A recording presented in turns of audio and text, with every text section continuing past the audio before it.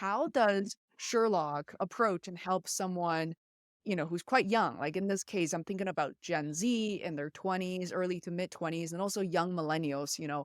It has various use cases, Sherlock, right?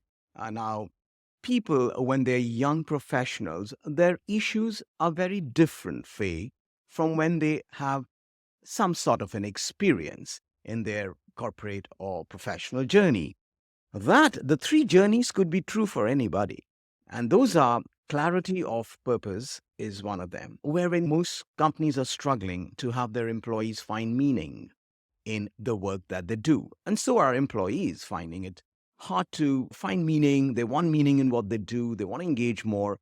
So Sherlock, through a very transformative, if I may, conversation, takes them to a place through the conversation where it triggers a lot of new thoughts about do they even know what they want to do, i.e., well, some do know. They're finding probably more clarity. So, how do we know we find meaning? So, Sherlock asks some very important quality questions and takes a person to a point where they go back with an insight. A novel could be patterns in their thinking and maybe even tweak some of their thinking to find that clarity. Then you have resilience. How do you build resilience? Resilience is a big one. Now, there are two components to resilience. One is bouncing back. Most people do bounce back because the situation in the corporate is not that grave. It's not like they're fighting a war in the trenches and they need to bounce back. It's not that kind of bounce back. So that pretty much takes care of itself, though there is a conversation around it.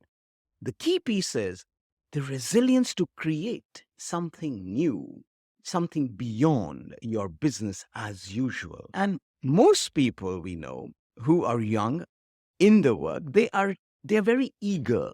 They're very eager. They're eager to create, they're eager to make an impression. Because as you grow older in your professional journey, you pretty much start burning out. You've done what you had to do. Now your values are very different. So Sherlock is leveraging those values of a millennial and Gen Z, which is eagerness. Sorry about my Dalmatian, Phoebe. She has this, as they say, she wants a lot of attention. So, anyways, coming back to the point, so Sherlock leverages that eagerness to create, and resilience is more about okay, how do you then develop or become resile to create new stuff, what others are not thinking? Think what others are not thinking, find opportunities and possibilities, and that requires to be resile. It's our ones might have many ideas. I can do that. But how many people end up executing or achieving those ideas? I've been wanting to write a book for about tens of years now. And I'm sure Pooja, all of us,